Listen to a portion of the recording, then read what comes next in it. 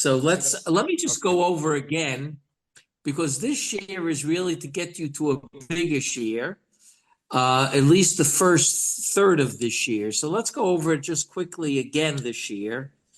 Reb Yaakov tries to do three things on this in this place in Sefer Shmuel. Are we going back to last week's source sheet? Correct. Are we going back to? We're going to because we didn't last finish source last sheet? week. Correct. Okay, we're on Pataf Tzadi.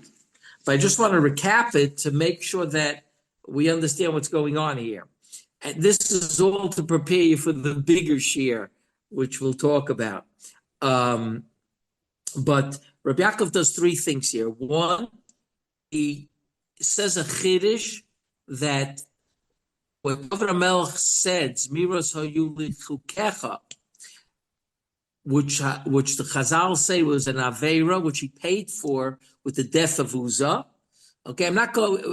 There's really a question raised: why does Uzzah have to die for David's chet? But okay, that's a different question. Rabbi Yaakov doesn't discuss it. It's something I have something to say about it, but I don't want to go into it right now. But the point is, Rabbi Yaakov says that no one should think that this idea was completely wrong, that God's chukim are my songs, right, is completely wrong. He says only for a person on David HaMelech's level, it's wrong. But so Reb Yaakov was saying was that for a regular person who's reading Sefer Tehillim, he's reading to get to that level. He thinks it's a shevach, that you get to the level where the chukim are not such dry ideas, but really like Zmirot.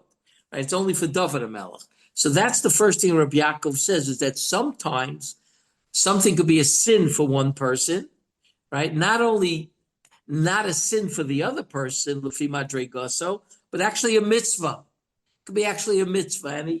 And Reb Yaakov showed in a footnote that some of the Rebbes or the Hasidim of the Rebbes used to say that the water where the Rebbe throws his sins in Tashlich, I use that water for my matzahs, because his aveiros are my mitzvahs, right? That's just the saying of the Hasidim.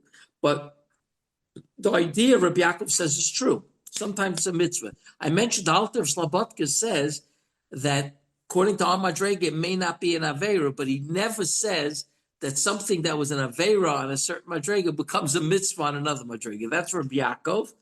And Hasidus also seems to say it. That's the first thing. The second thing is that David HaMelech says, what does that exactly mean? Rabbi Yaakov is trying to figure out, what does it mean that God's statutes are my zmirot? What sense is a chok, a zmirah, a song? Right? And the third thing, that's where we left off, was that what was exactly David's Aveira over here when he said Zmir, what did he do? Why did that lead him to make a mistake about the Aron by putting it on a wagon as opposed to carrying it with the Kohanim, with the Badim? Okay, so in the first thing that Reb Yaakov said, Reb Yaakov has two more examples which are not exactly the same as the example of Zmiros Hayuli Chukecha. Daniel Michaels pointed out last time that when Reb Yaakov says that when Avraham Avinu said B'ma'eda ki irishenu,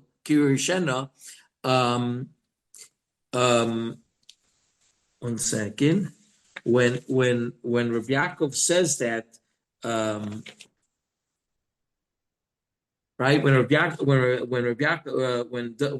Avinu says B'ma'eda ki iroshena, right? That I will. How do I know that I'll inherit? So the land of Israel. So the Gemara says because of that they have to go down to Mitzrayim.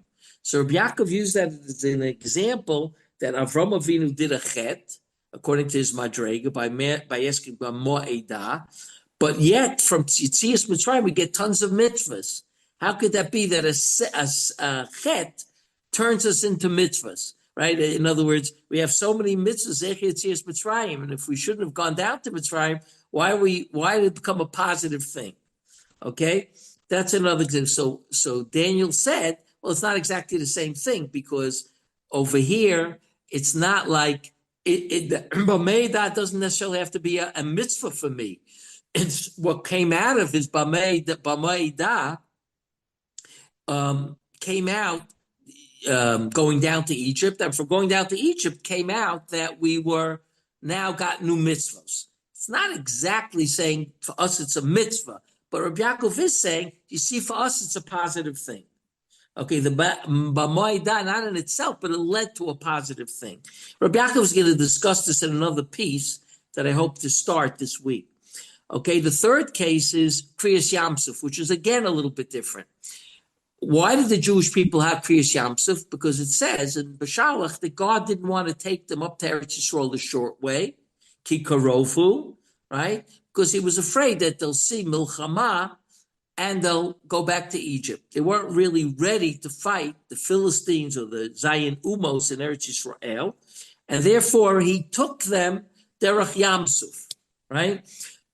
So it wasn't really God's plan to take him Derech Yamsuf, except sort of B'di'evet, he had to take them that way because he didn't want them to see war just yet.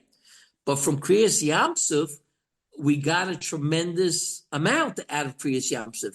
It even became, according to the Rashba, Mishnah Berurah brings the Rashba, I don't think he paskes like the Rashba, he brings the Rashba, that one is not Yotze Kriyas Shema if he doesn't mention Kriyas Yamsuf within that tefillah of, when we discuss Kriyas Shema, right? He has to also mention Kriyas Yamsuf, which we do, both Shachris and Arvis. So Reb Yaakov says, you see that something that wasn't supposed to happen became a tremendous thing that's ma'akev in davening. How does that work? If it wasn't supposed to really happen, right? It only happened because we're on a low madrega. So how does it become such a big thing? The answer is that for one person, that it's a low level. For another person, it's a very high level, right? That's what he tries to say. But Reb Yaakov is going to say something else about this, because the Rambam has a pshat in what does this mean that God didn't want to take he was supposed to take the Jews, even though it was close, he didn't take him. He didn't take them that way, which sounds like he should have taken him that way, but God said they're not ready for that. So the Rambam discusses this in his Moreh Nevuchim, and the next piece of Reb Yaakov, we're going to see that Reb Yaakov goes to town on this. Okay, but let's leave it for now. That's really the first thing Reb Yaakov discussed, is how an Aveira on a certain level can then unfold into something positive, something like a mitzvah, right? I mentioned to you last week that the Alter of Slobodka says that the klol of Adam Bazeh Sapecha Tochal Lechem became something very healthy for a person. Once it became once the person had to go through it, Adam had to go through it, and everybody else after that they had to work. Bazeh Sapecha Tochal Lechem.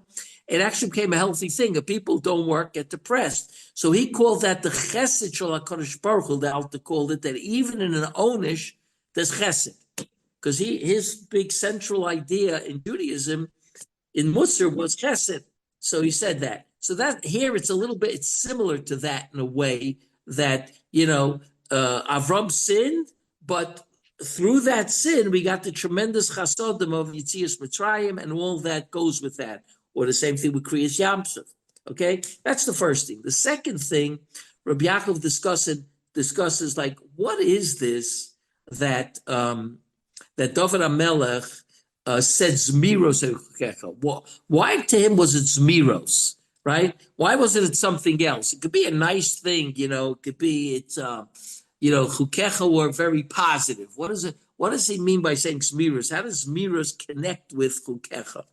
So Reb Yaakov tries to say over here that the nature of a zemer, of a song, is really an oneg ruchani, right? In other words, the hana you get is not a physical hana, it's a emotional hana or a spiritual hana when someone hears a zemer.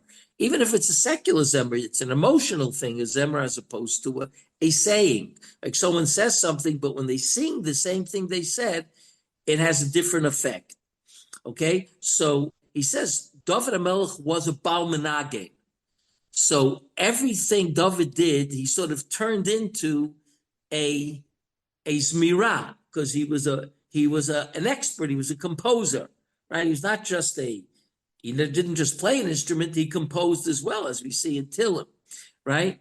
So Reb Yaakov says, when David says Zmiras Chukecha, it's as if, that's a Ke'ilu, he writes, that's in page Tuf Tzadi in the middle of the right column. Ke'ilu sha'ani mevin otam miskablu b'daiti uneimim nechmadim li. It's as if your chukecha are as if I understand them. I don't really understand them because you can't understand the chok, but it's as if I understand it, right?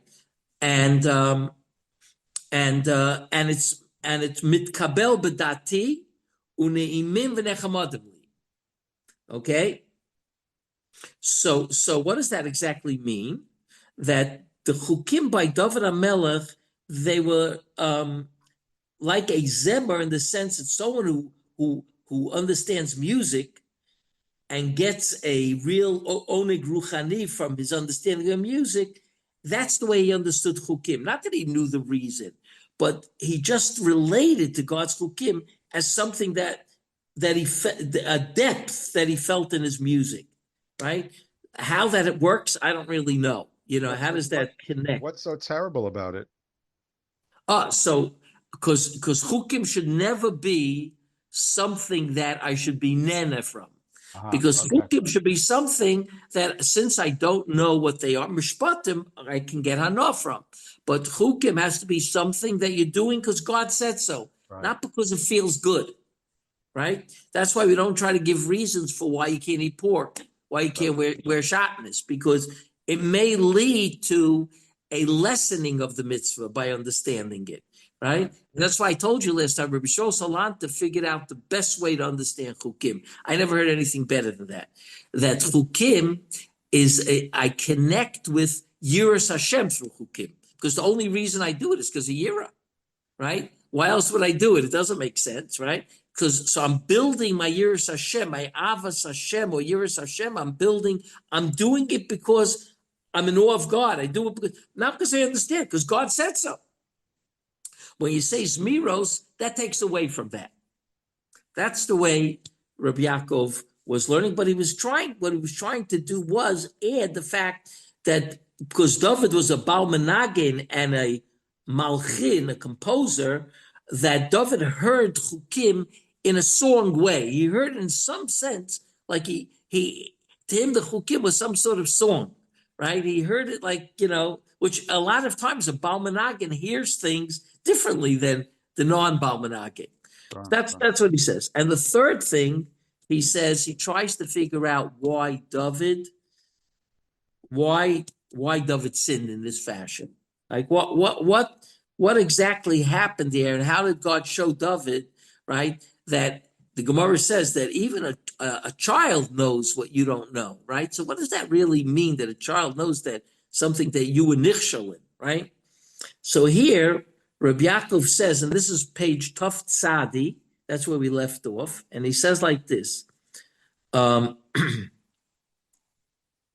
Here, it's 1, 2, 3, 4, 5, 6, 7, 8, 9, 10, 11, 12 lines from the bottom, okay?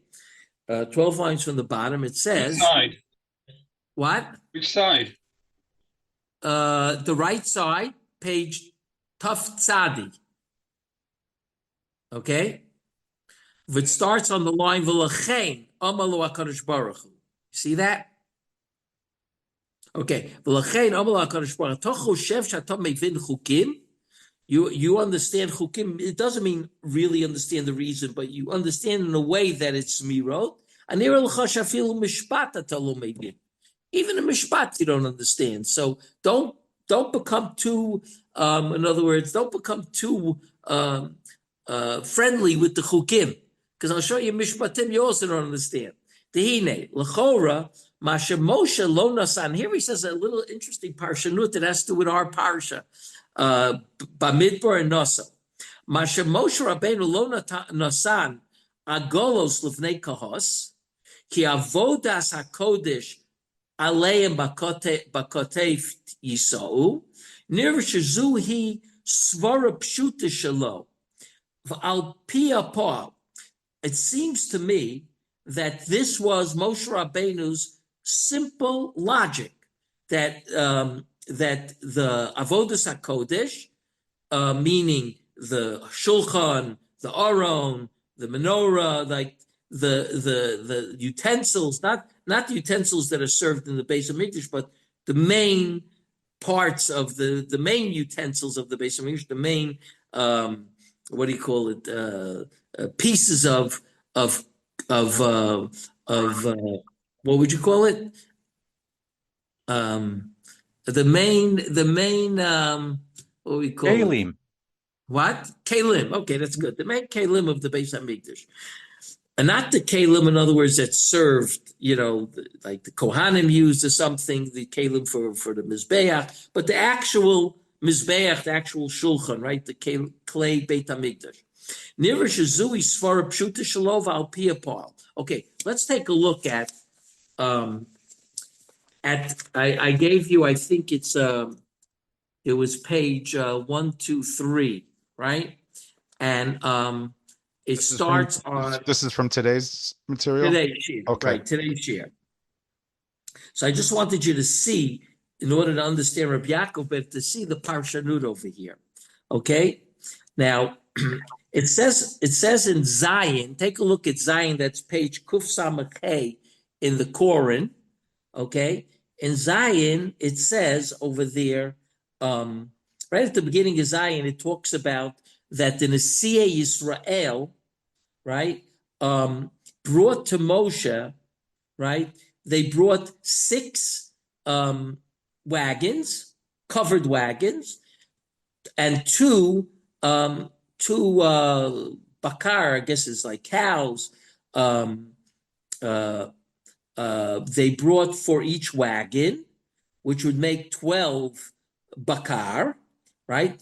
So it was 2 Nesiim were on each wagon, okay? And there was 1 shar for each one, meaning each tribe gave a shar, that's what makes 12 shvarim, and then each 2 tribes gave 1 wagon. Vayakrivu otam l'fnei mishkan. Okay? Now, Pasuk Dalet. Vayomer Hashem el Moshe. Lamor. God said to Moshe, Kach meitam, v'hayu lavod es avodas oel moed, v'nasata osam el alavim ish kafi avodasom. God says to Moshe, commands him, take these wagons from them, and they'll be used for the service of oel moed, and give them to the Leviim, each man according to his avodah. Okay?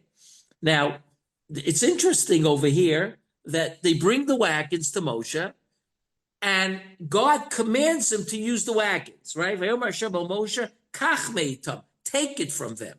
He doesn't say kach et ha'agalot v'yolavot, kach meitam.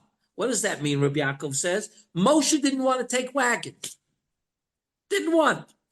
That was part of the command that Moshe has to take the wagons that they brought, right? Why didn't Moshe want to take the wagons? Because he wanted the Levim to carry everything of the Mishkan, even the krashim of the Mishkan. He wanted them to carry. Vayikach Moshe es hagolos ves habakar vayitein osam el Levim. And he took the wagons and he took the bakar, the cows, and he gave them to Levim. Eshtei agalos ves arba bakar nasan levnei gershon k'fi avodatzam. He gave 2 wagons, which were 4 cows, because each wagon had 2 cows. He gave Bnei Gershon according to their service that they needed. Ves arba golos ves shmonas habakar nasan levnei morik k'fi avodatzam b'yad yisrael ben Aaron Cohen. In other words, Moshe realized that Bnei Merari need more wagons for what they're carrying. They're carrying all the different parts of the Mishkan, right? And they needed much more wagons for that. Then some of the kalim of the Mishkan, right, that were used, like the kalim that we use for the Mizbeach or the kalim that we use for the Shulchan, right? To the things that were used maybe to bake the challahs, or the kalim that we used for the korbanos, right? So Gershon had less than Merari, less things to schlep than Merari. So Moshe gave to Merari more than he gave to Gershon. In other words, and this is all Moshe decides it by himself. God doesn't say, give this to Gershon, give this to Bnei Merari, give this to Kahas. He just tells, take the wagons. That's all he says. So Reb Yaakov understands that he left it to Moshe how to divide the wagons. And therefore, in Pasuk Tes, V'luvnei Kahas lo nasa. He didn't give to any wagons to Bnei Kahas. Ki avodas hakodesh aleihem. The service of holiness is upon them. B'katef yiso. Right? And they'll carry it on their shoulders. Right? Kahas had to carry the main kalim of the Beis HaMikdash, of the Mishkan, right? He didn't give them any wagons. Now, we normally learn that that's what God commanded Moshe. Reb Yaakov says not true. God commanded Moshe to take the wagons because Moshe didn't want to take the wagons. He wanted them to carry everything. L'chvod the Mishkan, he wanted them to carry everything. But God said to him, take the wagons. Once he told him to take the wagons, he left it to Moshe how to divide the wagons. So that's what Rabbi Yaakov says here. Take a look. This that Moshe didn't give agolos to Bnei Kahas, ki avodas hakodesh lehem ba'kosav yisol, like it says in the pasuk. Nira shezui svara pshuta shalom. V'al Paul, that was a Moshe svara. It wasn't God. Sharei Moshe Rabbeinu mitchila b'rosh chodesh Nisan kishvei nesim as korbanom b'sheish galos, right? Tzav lo rotzel kablam kisofa shederach kavod ushafilu as akroshim yisol b'nei adam al katev v'lo behemot. They should carry it on the katev and not on an animal, on the behemot, right? So v'akadosh baruch hu yitzarch litzavo solov kach meitam v'hayu la'avodas avodas ol moed v'nasata osam el alavim ish kfi avodas so. In other words, from the pasuk you see that Moshe didn't want to accept anything. So that's why God had a command to take it from them. Okay? Once he took it from them, so Moshe says, okay, God wants me to do it, I have to do it, right? V'nasata v'oz v'supar masha Moshe Rabbeinu asa im agolo shenosan l'gershon u'mori avul v'nei kahas lo nasan. That's all Moshe Rabbeinu. Okay? The hainu shemoshe lo nasan l'fi shikul daito.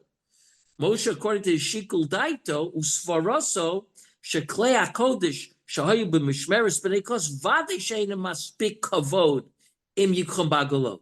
So Moshe, according to his shikul hadas, right, decided that Kos doesn't get any carriages. It could be Kos was shocked. You don't get any carriages. Why? Because Moshe Rabbeinu said, what you're carrying, there's no way you're allowed to carry it. It wouldn't be l'chvod to carry, to put the shulchan on a carriage, to put the orah, mizbeach on a carriage, is not l'fi chvodam. She'eina maspik kavod im yichum. Okay?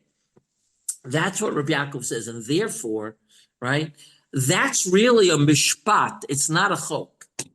Why? Because if Moshe Rabbeinu could think of it, right, right, then of course it's a mishpat. He's thinking from his seichel, right? So then Reb Yaakov goes on to say something that I'm not really sure what he wants over here.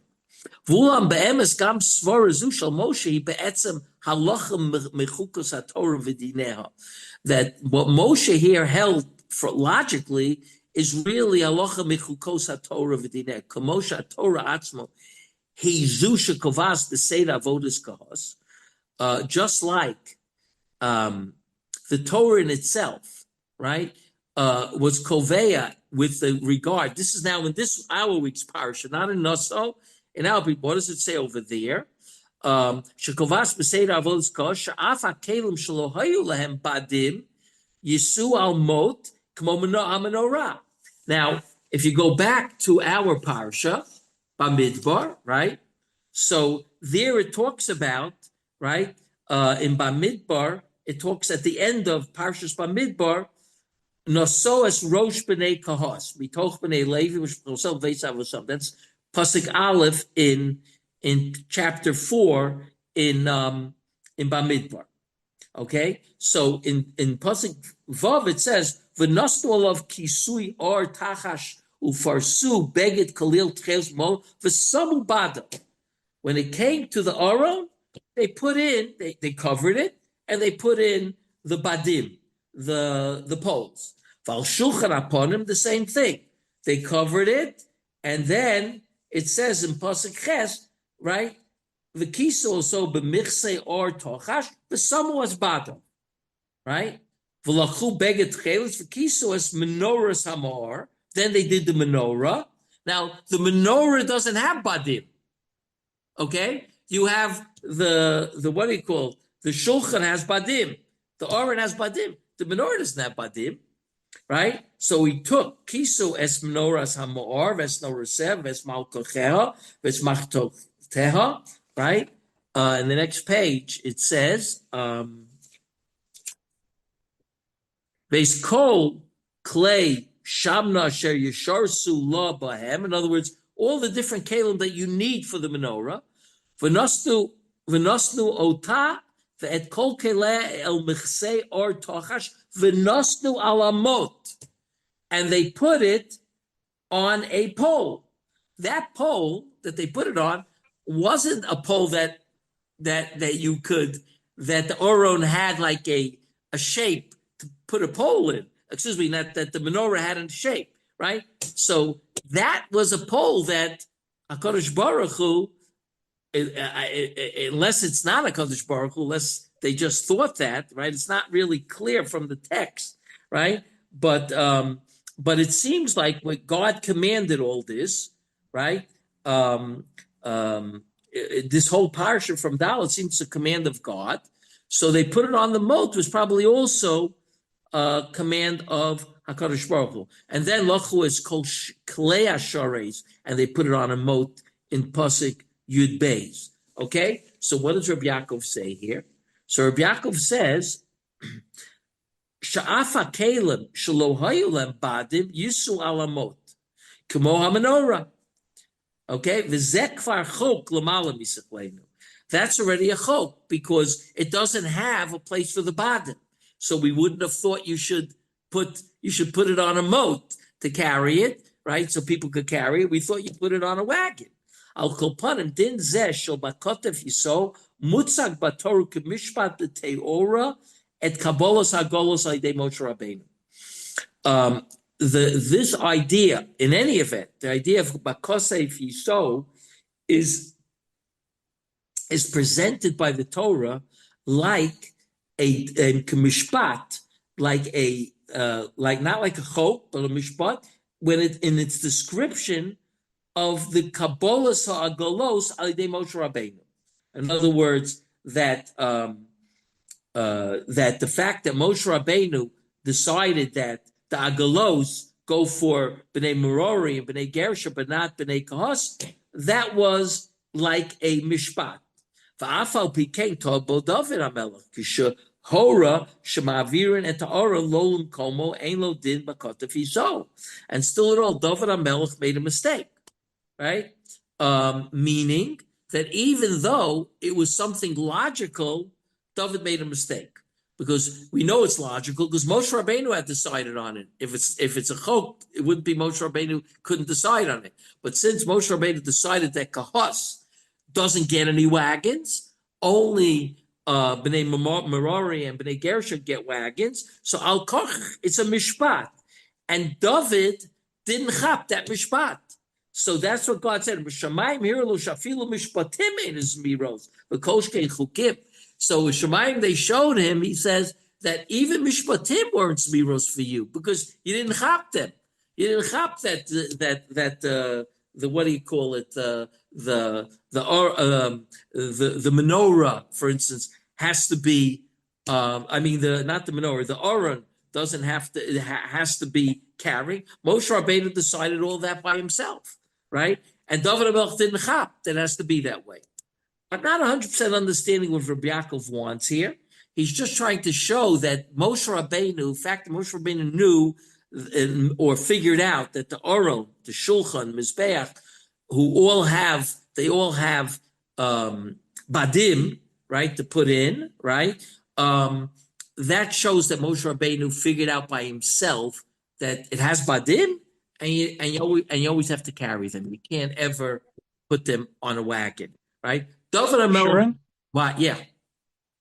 I think. Can I take a stab at what Rabbi Yaakov is saying? Go ahead. I think maybe what he's trying to say is like this: is that you might think that when a Kodesh Baruch Hu left it to Moshe to delegate which Shvatim got the Agalot and who wouldn't, that would be like a drabanan. When Moshe decides that according to his own human svara, then that's not like a din Torah, and that Rav Yaakov is saying that it was the fact that Kodesh Baruch Hu left that discretion to Moshe did not reduce the chumrah of that inyan to a matter of drabanan. That was also a diraisa, even though it was given to Moshe's discretion. That was still a diraisa, and that wasn't something that David HaMelech had any right to deviate from.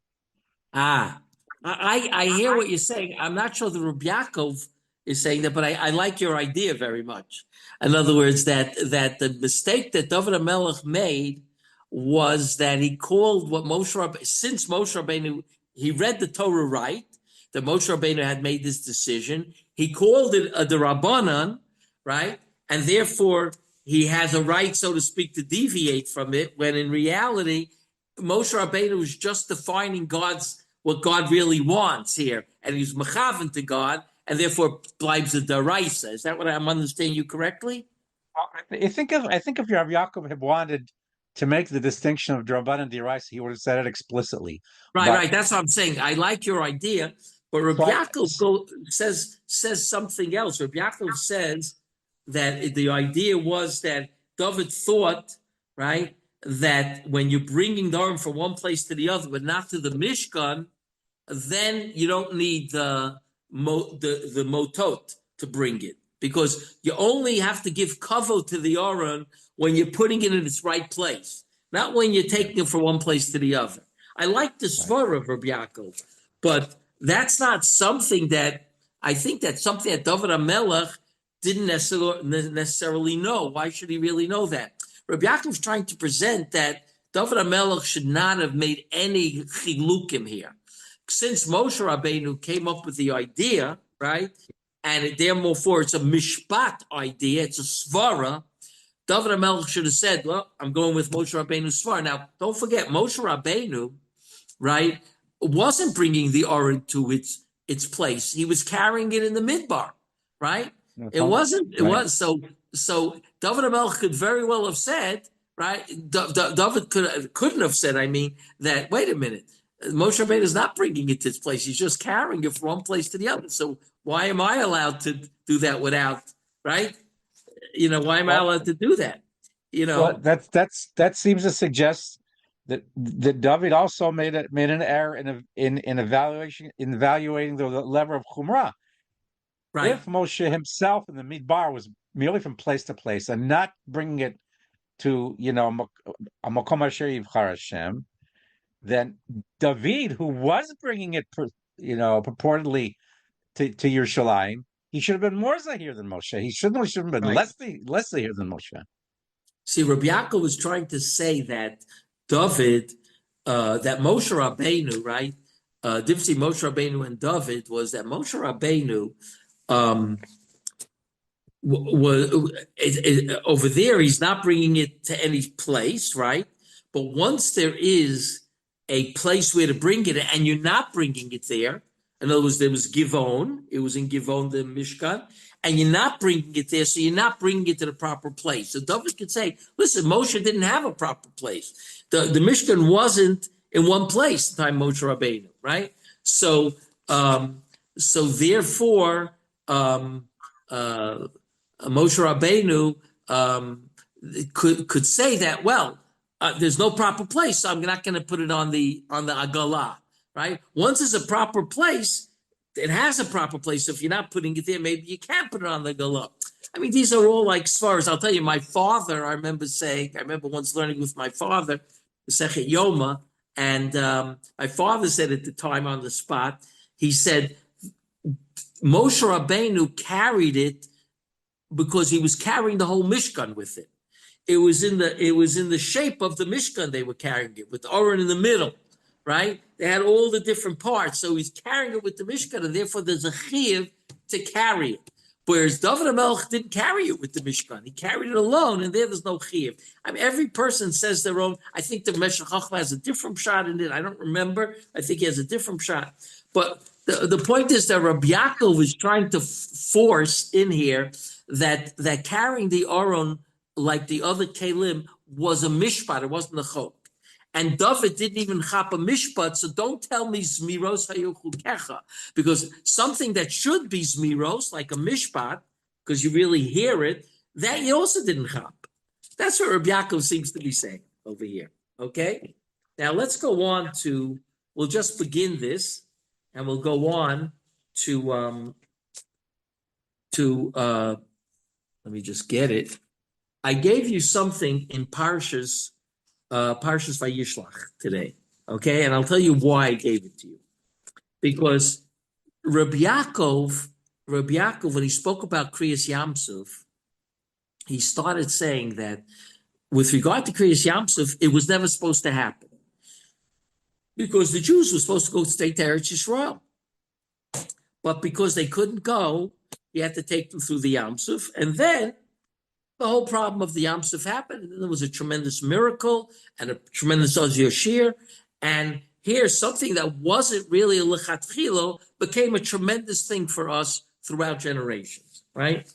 Now, where does Reb Yaakov get that from? Okay, that's coming off of something. Okay, and I'm going to tell you what it comes off of. It comes off of what we're going to be doing today. That's the only reason I'm doing something in Chumash to show you. Now, I think it was Wayne COVID, I don't remember for sure, when I said over this Dvar Torah once, okay, I put something in Dvar Torah that Reb Yaakov put in, and you were very nispol from it. And we'll soon get to it at a certain point. You were nispol because it was such a tremendous yisod in Yahadus that you had never heard a Gadol Torah talking in that language, okay?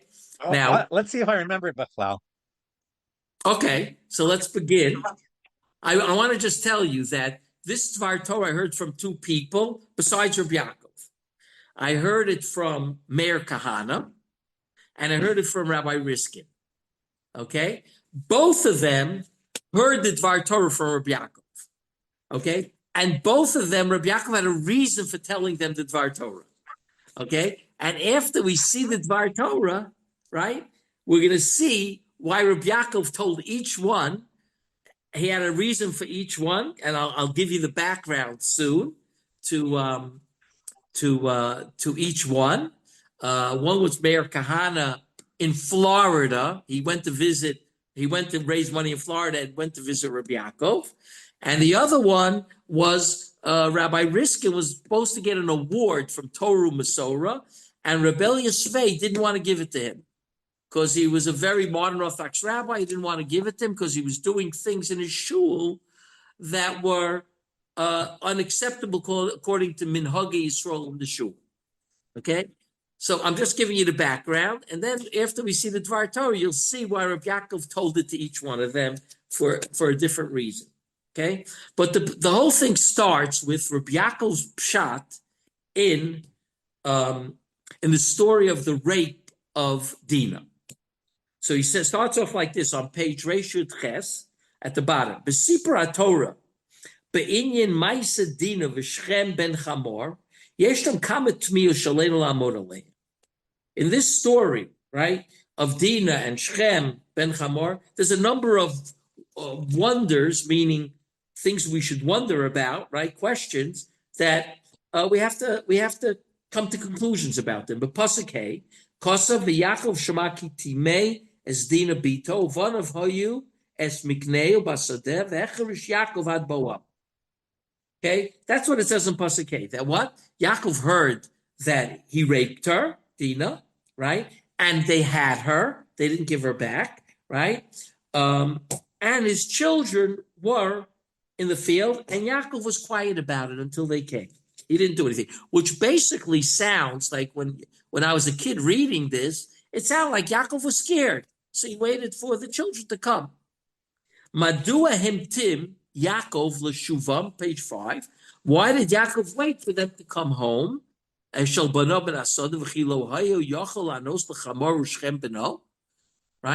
When Chamor and Shechem said he wanted to marry Dinah, right?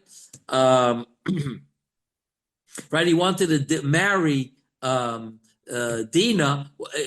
Yaakov could right away have answered and give an answer that he doesn't want it or something, right? He waited for the children to come, but he didn't say anything. Ma pirush hapasik, this is 2. Ma pirush hapasik shel fenei shetimez dino achosam. What does it say over there? It says over there, let me just get a chumash. It says, Rabbi Yaakov doesn't quote the full pasuk. First it says, V'Yaakov shama kitime es dina bito, ubanav hayu m'knei basada v'echarish Yaakov ad boam, right? That's after Shechem said to Chamor, Kach li es hayalda hazot liisha, right? So it says Yaakov waited, and then it says here, Vayanu b'nei Yaakov v'Shechem v'Chamor aviv b'mirma vayedaberu. And after they asked, Shechem and Chamor, right, asked for Dinah in marriage, right? It says the Bnei Yaakov answered Shechem and Chamor, his father, b'mirma, right, in a deceiving way, in a what do you call it? In a mirma is like deceiving. Vayedaberu asher times dina achosam. And they spoke asher times dina achosam. Exactly, what does that exactly mean? Asher times dina achosam. It says they spoke to them b'mirma, right? Asher times dina achosam. What is the pasuk trying to add over here to this? Okay, so mama gisha katuv, right? Ba'omro asher times dina achosam, right? The whole pasuk is a bit strange because it doesn't like sort of the beginning of the pasuk and the end of the pasuk are not really connected so much, right? So so it's really not so clear. According to the Negina of the pasuk, I remember the Negina of the pasuk is really quite strange. Vayanu b'nei Yaakov v'Shechem v'Chamor aviv b'mirma vayedaberu. That's Tanach. Asher timez dina chosam.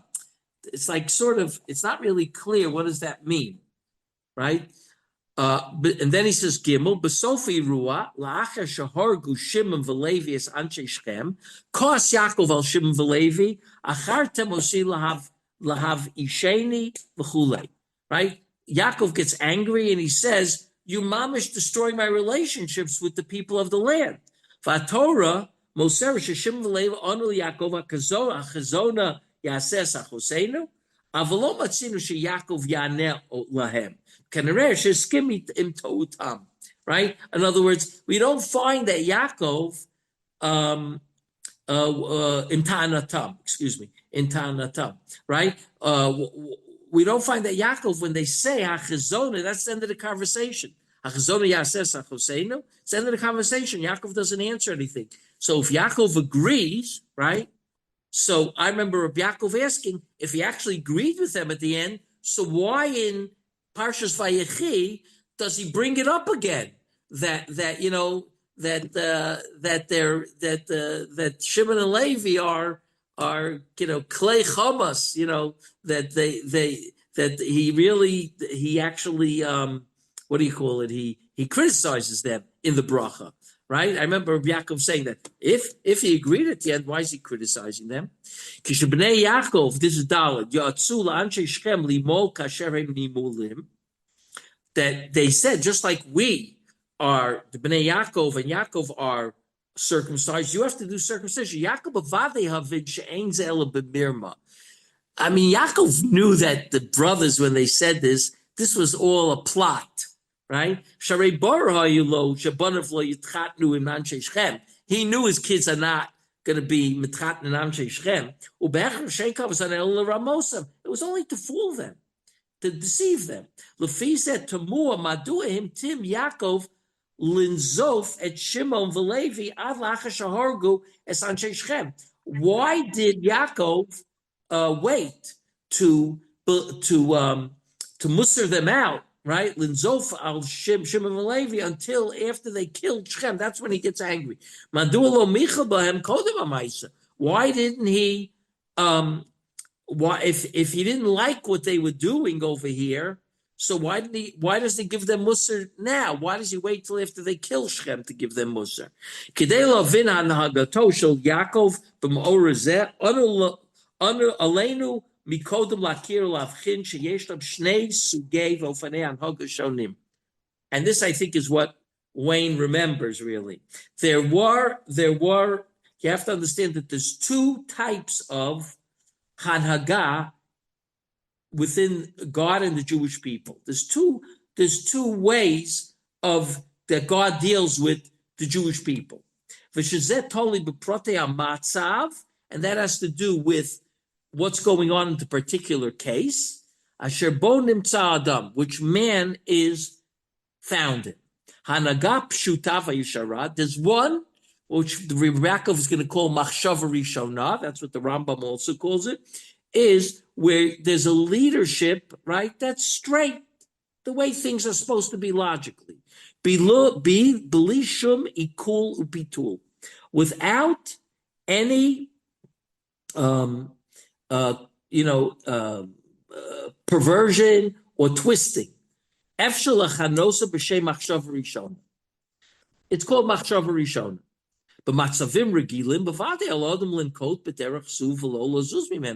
Everything is supposed to go logically, right? In a normal case. That's the way God leads the Jewish people. That's the way the Jewish people should be.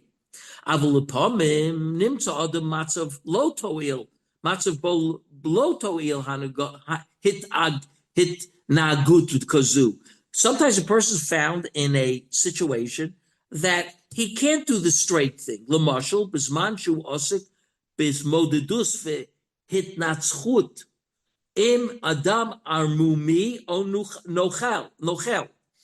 In a case where a person is up against a person who is a armumi, he's a deceiver, or a nochel is like a con artist, a swindler, Oz muchrach gamhu l'snaik bof in armumi. Then he can't deal with this guy straight because this guy's going to take advantage of him if he deals straight.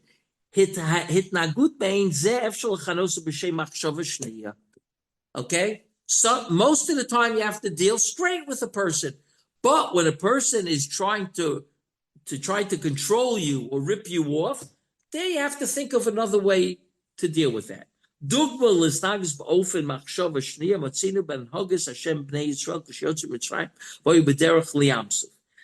we find when this machshava shniya, when the Jewish people went out of Egypt, and here Reb Yaakov was basically quoting the Rambam, when they went out of Mitzrayim and they were derech liyamsuf. V'ayibashalach parasam v'lonacham elokim derech eretz plishtim ki karovu ki amar elokim pen yinochem ha'am berosom milchama v'shovu Mitzrayim.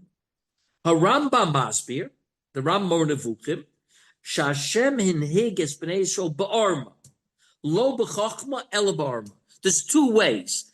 The Rambam says you could lead someone in wisdom or in deception.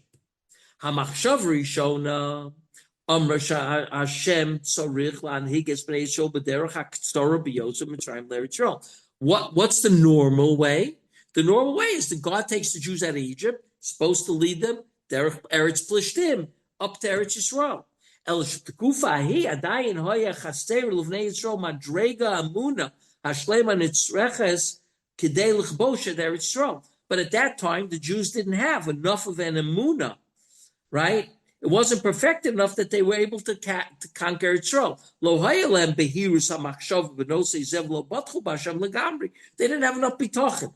U'mikivan shemachshavtam bein Israel be'esahi lo haysa shleima. Since the way they were looking at the way, not just looking at their intrinsic makeup was lack of bitochen yet, because they just came out of Egypt. L'chein lo nachom elokim derech eretz plishtim, ella sivev osam v'ikal osam v'kel osam v'kel darkom ad shenitbahara v'nisgabsha etzlam amuna v'machshav leches l'eretz Yisrael v'lo lefached min zayin ha'umos hanhaga zu nikreis hanhaga ba'orma machshava shniya.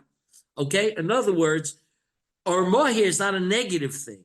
There's chokhmah and there's orma. Chokhmah is always straight. The wise way to go, right? Waze is going to tell you the best way to go. But sometimes you can't use the ways to go because you're dealing with, lo aleno, some Arabs or something. So you have to do orma in that case. You have to, even though I'm not saying orma is a negative thing, but it has to not be in the straight path. It has to be in a deceiving way. Okay? That's the second, that is the machshava shniya. Okay? So Reb Yaakov comes out with a yesod here, that in Judaism, there is two valid ways of the Jewish people existing. One is machshava rishona, the straight way called chokhmah, and one's machshava shniya, the way of machshava shniya is the way of Arma, okay?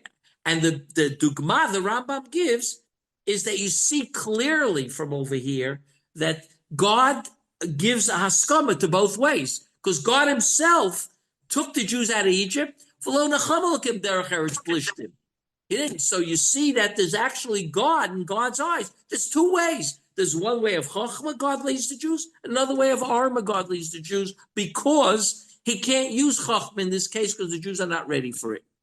Okay? That's his Yisod. And with this Yisod, he's going to answer the whole parsha of Dinah and Dinah, the rape of Dinah, and the difference between Yaakov and the children.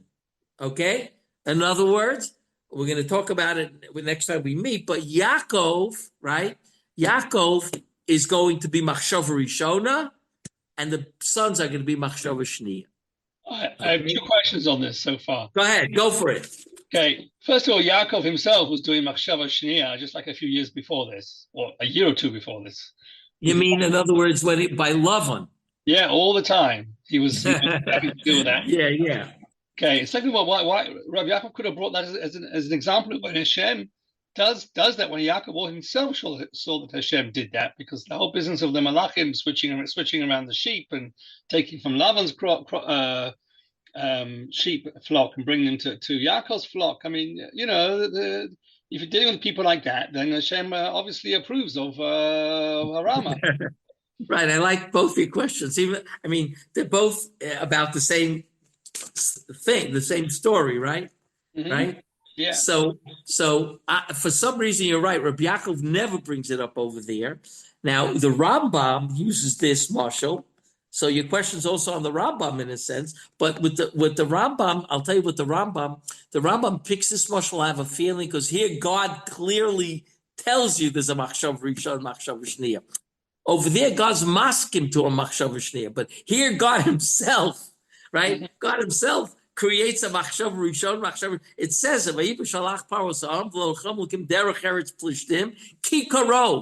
right? Even though it was closer, right? Right? So God clearly is saying, I gave them a different way to go up through the Yamsuf and not through Eretz Plishtim, because they weren't ready for that. It's clear in the Torah. So the Rambam uses that mashal, as well as Reb Yaakov. The Rambam uses that mashal because it's clear that God operates in the world with two machshavas. You're right that with Yaakov, your question is, why didn't Yaakov over here use what he used it by Lavan? Why over here does he not use it? He was pretty good expert at it. By the way, he was a pretty good expert when it came to Asaph too. He was pretty good also over there, right? So That you was could also say, like what'd you say, Jonathan? you could say that he was intending to do that, but Shimon Levi went too far. He thought that the whole business was just to go in and get Dina out and maybe Okay, so we're going to talk about that as well. Reb Yaakov's going to talk about that as well. Well, let's leave it for next week. Even though next week anyone who's from America can't join us, they'll have to hear the recording. But of course, Tuesday night for us is already past this through Chag, and we can have the share if everybody's okay with it. Yeah, for sure. Sure. Okay, and we'll talk about next week how to fit in with Rabbi Riskin and Rabbi Meir Kahana. Think about it. All right. Shkoyach. Okay, bye-bye. Chag Sameach. Chag Sameach. You should have a great Matan Torah.